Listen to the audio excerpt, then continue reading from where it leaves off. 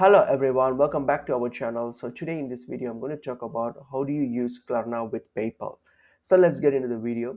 So if you're looking to add Klarna on PayPal, so the only way that you can do this is simply by using the Klarna digital card. So you can treat it, you can add it to your PayPal like as if you are adding a credit card or debit card. So that's the only way, the only way that you can do this, because as you know, like PayPal and Klarna are two different payment methods. So if you want to combine them, it's a bit tricky.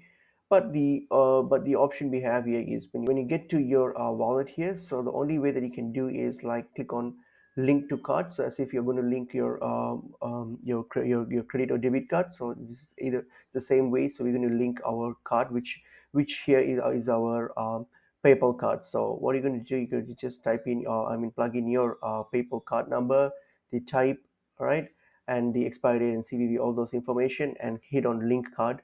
And in that way, you will be able to link this your Klarna card with PayPal. So as I said earlier, since it's two different payment methods, it's a bit tricky to actually combine them. But this is the only way that we have at this moment.